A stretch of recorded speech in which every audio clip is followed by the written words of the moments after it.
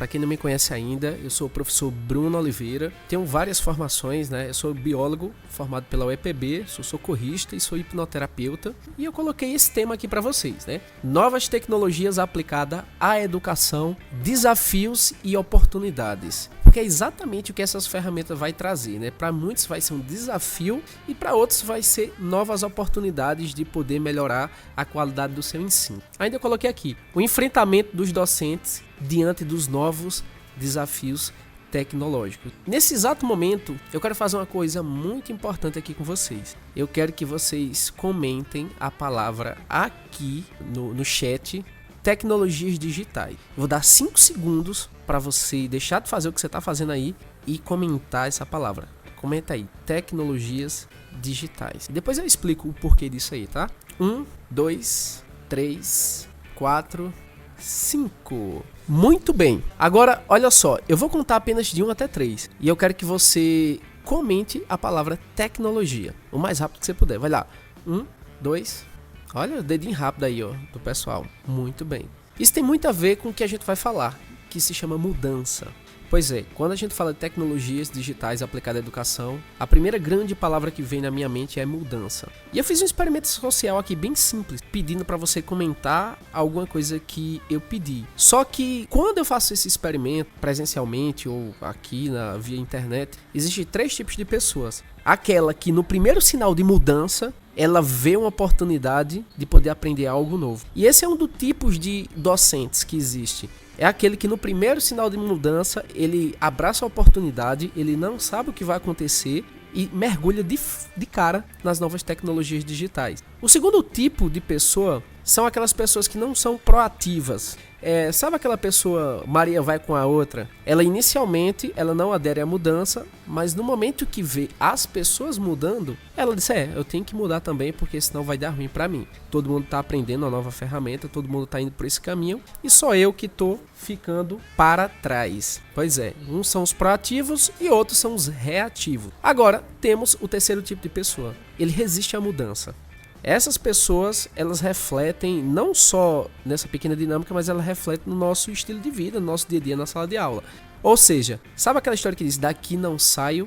Você já consegue até completar a frase, né? Daqui ninguém me tira. Pois é, quando a gente fala de área de educação, nós temos 3 tipos de docentes. Os proativos, os reativos e aqueles que não vão reagir de maneira nenhuma. Minha aula tá perfeita, eu não quero saber de tecnologia, não quero saber... Eu vou fazer o arroz com feijão aqui porque é assim que eu dou aula e cada um que se vire e se quiser é assim. Eu coloquei um subtítulo chamado O domínio das novas tecnologias digitais é competência indispensável ao professor do século XXI. Se é indispensável, ela não pode faltar. Se um professor tem medo de tecnologias, ele precisa repensar suas aulas. Provavelmente, elas não estão boas. Por que eu tô falando isso daqui? Porque a gente tem que acompanhar as gerações. Nós tivemos gerações Baby Boomer, geração X, Y, Z. Você já, com certeza, em algum momento da sua trajetória aí de docente, já ouviu falar nisso daí. E baseado nessas gerações, desenvolveram um livro chamado Nascidos na Era Digital.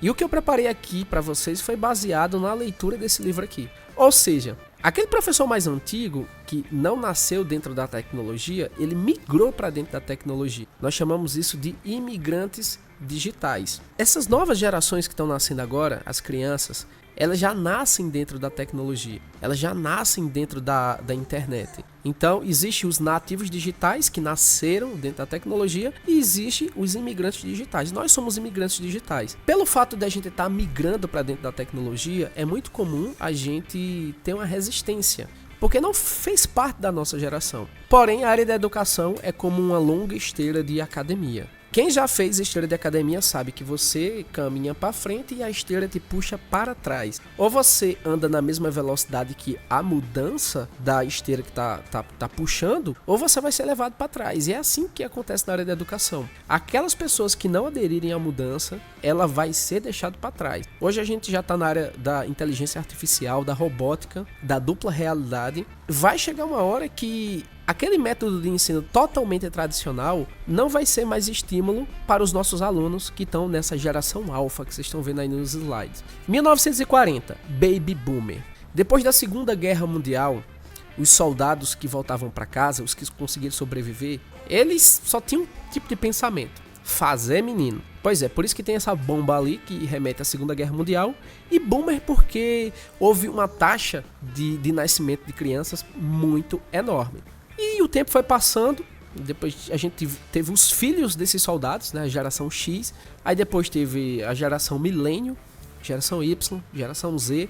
E agora, as crianças estão nascendo agora, geração Alpha. Neste livro que eu estou indicando aqui para vocês, é muito interessante porque ele vai falar sobre cada um dessas gerações, como é que era o ensino mecanicista, reprodutivista, arcaico, cartesiano, centrado apenas no professor, onde o ensino era pautado basicamente na obediência. Não tem essa história de ensinar o nosso aluno a ter um pensamento crítico, reflexivo, desenvolver as relações sociais dos alunos, habilidade social. Essas coisas são coisas de agora.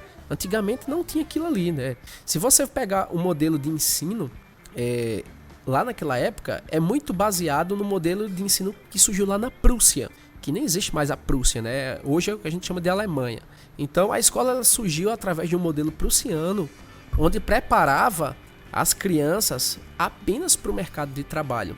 E basicamente o ensino era muito rígido, e o único objetivo era colocar aquelas pessoas para trabalhar. Era como se fosse uma grande esteira. Sabe quando você vai numa fábrica e tem aquela esteira de produção? Era como se eu pegasse nessa esteira, colocasse os alunos do primeiro ano, aí deposito o conteúdo do primeiro ano, a esteira anda mais um pouquinho, deposito o conteúdo do segundo ano, a esteira vai andando, deposito o conteúdo do terceiro ano. Ou seja, a gente tratava todos os alunos de forma igual, trazia o mesmo conteúdo, da mesma forma, avaliava todo mundo da mesma forma, e a gente não pensava nas neurodivergências. É até um nome bonito, né, que a gente fala hoje.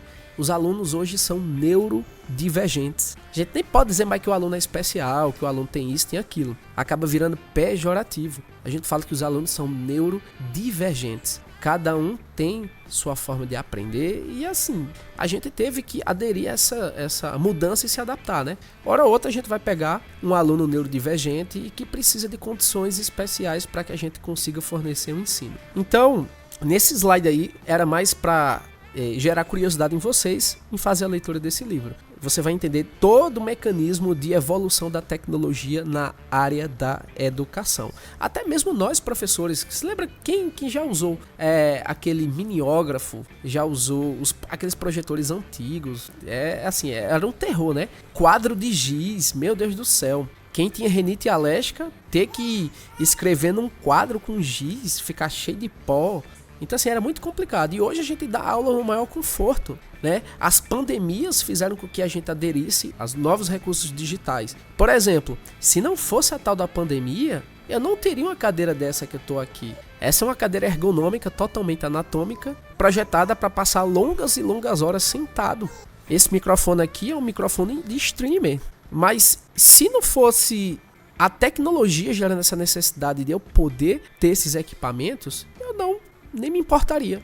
Contar uma coisa aqui para vocês. Quando chegou a pandemia, praticamente ninguém estava adaptado para dar aula online. Foi uma necessidade imediata, onde todos os professores tiveram agora que estar diante de uma câmera. Tinha gente que nem sabia usar computador, celular direito, chamada de vídeo, e a gente teve que aprender na raça. Foi ou não foi? A gente teve que aprender a dar aula olhando para ninguém mais, sem interagir com ninguém, né? Até aqueles alunos que estavam na sala de aula, tipo, você não tinha uma garantia que eles estavam na sala de aula. Eles estavam, sei lá, vou entrar na chamada, vou fazer qualquer outra coisa. De vez em quando eu venho aqui beijar a flor, deixo um comentário para dizer que eu tô presente. Então assim, ficou bem complicado. Mas essa é uma nova realidade. Daqui a alguns anos, você vai se arrepender de não ter aderido à tecnologia. Não só a tecnologia digital, mas como qualquer outro tipo de tecnologia que necessariamente não envolva recursos eletrônicos, tá certo? Então aqui tem uma tabelinha que mostra Baby Boomer, geração X, Y, Z, Alpha. Eu não vou detalhar isso aqui para vocês, que eu vou mandar os slides, aí você lê cada um das mudanças, de como era o ensino, de como era o perfil desse tipo de aluno, tá certo? Aí quando a gente fala de inteligência artificial, muitos docentes têm logo medo, né? Meu Deus, eu não sei nem olhar as redes sociais direito, quanto mais inteligência artificial. Só que se eu falar para você que você já usa a inteligência artificial, se você identifica algum aplicativo aqui que você usa, você já está dentro da tecnologia. Só que você está dentro da tecnologia de forma passiva. E eu te convido a partir de agora a entrar de forma ativa utilizando esses recursos tecnológicos. Por exemplo, quem nunca aqui usou o Google Sala de Aula, lá na pandemia? O Google Docs, Google Forms. Então, a Netflix aqui, no final de semana aí, hein? Então, existem muitos aplicativos aqui, ó, o Moodle, essas ferramentas de criar mapas mentais online, Google Forms, o YouTube trazendo videoaulas, né? Muitos professores que eu conheço gravaram aulas, colocaram no YouTube, deixavam o link privado e mandavam para os seus alunos. Então, essa é a nova realidade. Se a gente não começar a aderir a essas novas mudanças, a gente vai ser deixado para trás. Hoje, é bizarro isso que eu vou contar aqui para vocês. Hoje já existe uma forma de os alunos, através de inteligência artificial, se inscrever num curso de graduação e nesse curso ele vai lá escolher qual é o professor dele. Ele vai montar o professor. Ele vai dizer, beleza, eu quero um professor do sexo masculino ou feminino. Ótimo. Eu quero que esse professor seja branco ou seja moreno. Ele escolhe a cor. Eu quero que o professor tenha a voz mais grave ou mais aguda. Eu quero que ele tenha um jeito mais brincalhão ou um jeito mais sério. Essa é a nova realidade. Isso já existe, tá? Ou seja, o aluno, ele monta o professor que ele quer de acordo com a necessidade dele. Chega a ser bizarro uma coisa dessa. Dá um medinho, né, quando a gente vê esse tipo de coisa acontecendo, mas essa é a realidade que está acontecendo. Aí eu pergunto para você, a mudança do mundo está sendo rápida demais. Se a gente fosse falar de aprendizagem, a gente tem que pensar a velocidade que o mundo gira e para as coisas que a gente aprende poucas coisas para a velocidade do mundo. Então, a variação de aprendizado é muito desproporcional. Ou seja, a cada ano que se passa, o conhecimento científico se duplica.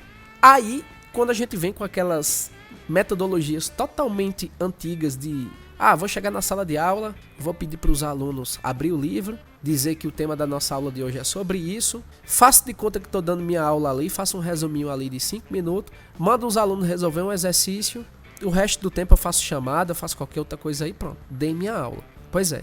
Às vezes a gente se identifica com esse tipo de coisa, né? E dependendo de onde a gente leciona, se é privado, se é público, se tem recurso, se não tem, aquela pressão que os docentes sofrem em poder seguir o cronograma, onde a quantidade muitas vezes acaba sobressaindo a qualidade. Não, tem que passar tudo aqui. Então não importa se o aluno aprendeu ou não, eu tenho que cumprir a carga horária, depois a gente se vira aí com a qualidade, se eles aprenderam ou não. Então é basicamente isso, o ensino tradicional. O ensino tradicional é aquele sentado no professor, onde ele traz o conhecimento para os alunos. Ou seja, o aluno ele não aprende por si só, ele depende do professor para aprender. Então o professor ele chega, abre a cabeça do aluno, deposita o conhecimento, fecha a cabeça do aluno e a única coisa que o aluno aprende é o que veio do professor.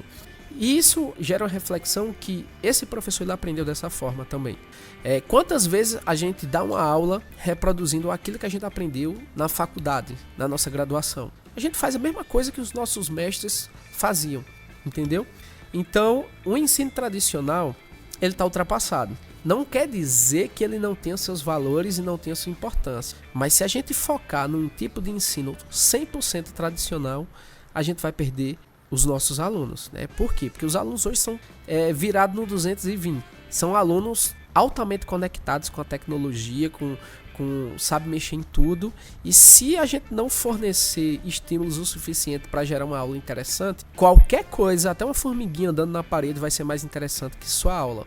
Eu até costumo dizer que se sua aula não for hipnótica, ela não serve. Porque qual é o princípio da hipnose? Foco, atenção e concentração. Se eu não consigo fazer o aluno focar, se concentrar e me dar atenção naquilo que eu estou falando, então a gente tá por sol com a peneira. O ensino não foi eficaz. Agora, quando você vem com um recurso diferente, você não precisa fazer coisas mirabolantes, não. Mas se você preparar uma aula diferente, teus alunos já olham como essas figuras aqui do lado aqui. Por exemplo, eu fazia muito isso quando eu dava aula em cursinho. Eu era aquele professor doido de biologia que levava um violão, cantava paródias, colocava uma peruca e ia dar aula com os alunos. Então os alunos adoravam esse tipo de coisa. Então, aí eu pergunto pra você, quem é você como docente? Você se coloca mais pendendo pro lado tradicional ou mais pro lado inovador?